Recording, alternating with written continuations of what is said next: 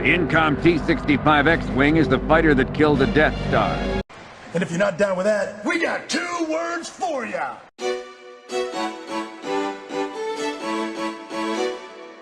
I just came up with a really good idea. If I got an X-Wing model and gave it custom DX colors, would that make it a DX-Wing?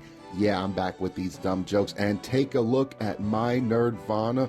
This is my inner sanctum, and I've got a couple of beautiful little examples of X-Wing starfighters right here. Both of them vintage, mid-90s, a 1995 X-Wing and a 1996 X-Wing from the Micro Machines Action Fleet series. These two right here are Red 5 and Red 2. Luke Skywalker's X-Wing and Wedge Antilles' X-Wing. Oh, this is bringing back some memories for me. I had one of these, and I had one of these back in the day, and you can clearly see the differences in the packaging.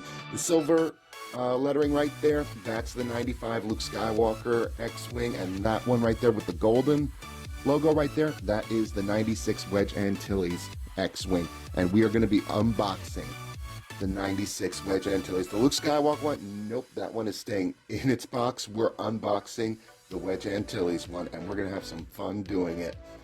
Now, you can actually see a lot of different colors on these particular, examples of these toys. You can tell right there, you see the 2 little red marks? That's the identifying marks for Red 2 right there. And if you take a look at Luke Skywalker's X-Wing, you can see, the colors are a little bit different. The grays are a little off. You see the 5 little stripes for Red 5. And if you looked quick on Wedges, I'm not sure if you could see it, there was a little yellow band on one of the engine housings right there. The boxes themselves all look exactly the same, except the Wedge Antilles one that I'm about to pick up right here.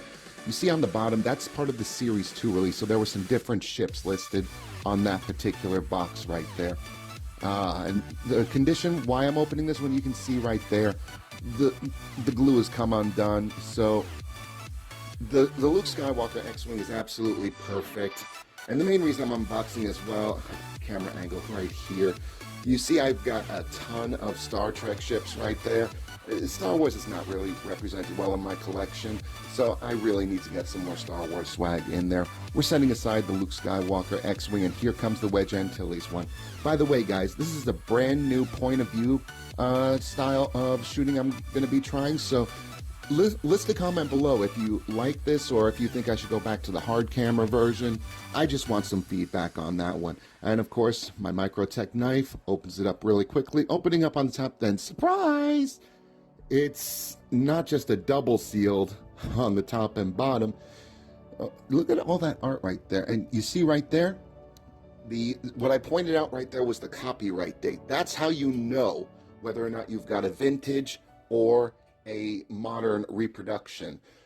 These Micro Machine X-Wings, I'm not sure if they were re-released when the Blu-rays came out, but it's a good tip whenever you're collecting what could be vintage toys. You always want to look for the year of production right there, and right there, triple taped right there. But not only that, the little tab everybody knows and loves from back in the day. I love this knife. It's a really handy tool. And there we go. We're opening it up. And ooh, yeah. Smells like the mid-90s. Yeah, no joke. I really took a sniff right there. I don't know why, but when you open up vintage toys, it just smells really good. I was briefly talking about the copyright dates. That's how you're going to find out 100%. Especially with all of our classic toys being re-released now that we have disposable incomes. They are re-releasing the old stuff, and if you want the vintage, look for the copyright dates. That's going to be your guarantee. I wonder if that phone number right there is still active. There's the stand. But yeah, that was the Star Wars Fan Club notice right there. I wonder if that phone line is still active. I'm not sure if I'm going to call it. I'm probably going to get some kind of weird message on there. But we've got the stand free, and this one I don't even need to look at the instructions. I remember how to do this very easily. You just put the stand in the base, boom, you're done. I do remember these things having silver graphics on them. This may be an anomaly. Even if it isn't, you saw the video where I used a liquid chrome pen and I made it look a little bit prettier. Now, for those of you that may not know this, these are called twist ties. And I bring this up because the modern toys I've collected, they have rubber bands affixing them to the box and the stands, you know, all the plastic shells to make sure that everything stays in place in the box. Back in the day, it was just normal twist ties.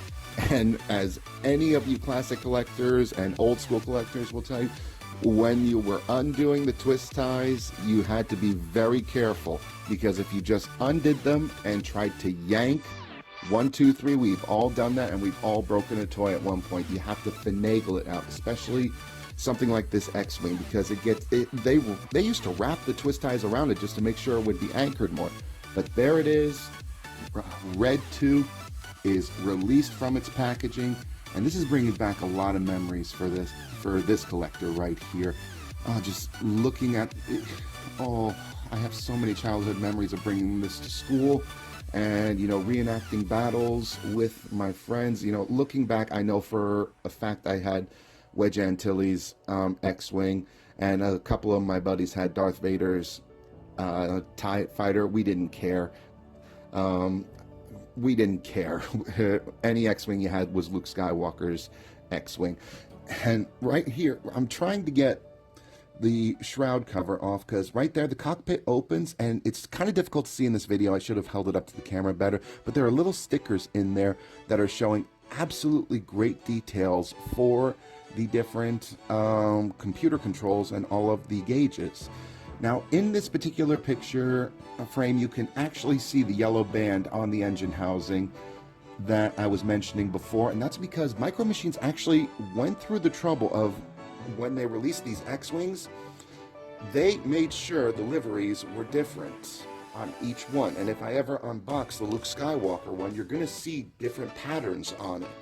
Like that yellow band right there, the gray housing on the engine covers, the different color schemes running down the fuselage. It's different for each of these X-Wings that they release. Now, of course, to my knowledge, they only released Red 2 and Red 5.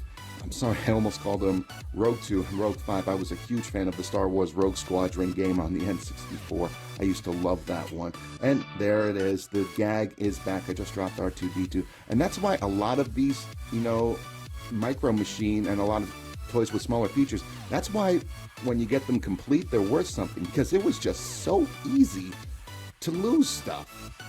Especially when you're looking at these figurines, R2-D2, or that's not R2, it's just a generic R2 unit. But Wedge's figure right there is barely 3/4 of an inch, and R2 is, you know, barely 1/4 of an inch. Very easy to lose them. Very easy. But you do have to admit the detail. I really should have gotten a close-up on that one, but you can see a little bit of the finer details. And at this point, I got to talk to the Warhammer collectors out there and all those small figurine collectors and painters. How do you guys do that? How do you have the patience to paint something that small? Rule number 1 about knives: always put your blade away. But seriously, how do you guys do that?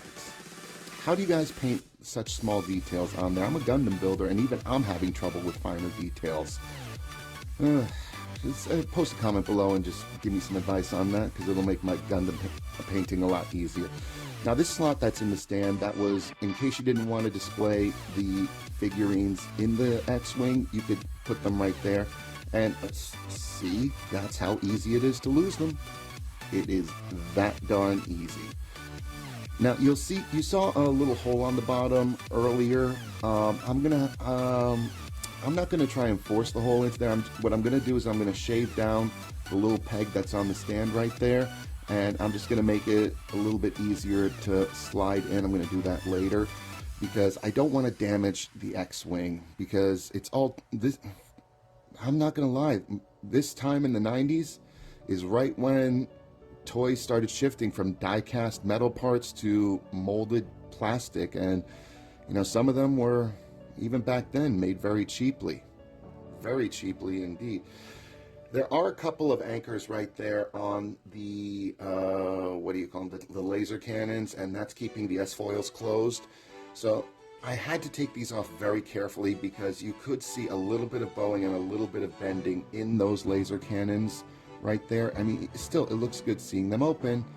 Did anybody else hear the mechanical whirl from the movie right there when the S-foils are locked in attack position? Because I sure did. I sure did. Ugh. Now, despite the fact that this is not Luke Skywalker, it's Wedge Antilles, I always kept him in the cockpit. I just always did. And of course, the little R2 unit going right back there. And of course, now we have an NCOM T-65B X-Wing in flight configuration. S-foils are closed, pilot is sitting comfortably in the cockpit. And I'm getting a little choked up right now because I'm just remembering memories of all my friends having fun with these toys. I really am remembering it fondly. And of course, later in life, I can look at this and I can actually appreciate the finer details that they put into it. I mean, you look at different parts of the ship, you'll see, paneling for the different parts of the fuselage. You will see some battle damage on there. You will see different scorch marks, and of course, the individualized liveries on there. No, the Red 5 and the Red 2 are absolutely not identical, but they are an amazing looking ship, and I know exactly where I'm going to display this, and I'm going to cause a little bit of controversy right here. We're going to move this old wooden bow I have out of the way, and we're just going to temporarily put him right next to Deep Space Nine. A bunch of Star Trek ships with Star Wars. I really need to work on my framing right there. My Nirvana is once again a little bit better. And of course, I'm going to be keeping the box. You have to keep the box if you're going to remove anything. Just remember, I'm not going to purchase all of those because I got a lot more work to do, and we're going to end this video right here. So that's it for this episode of Eclectic Collecting. And remember, if you're not collecting eclectic, you're not collecting at all.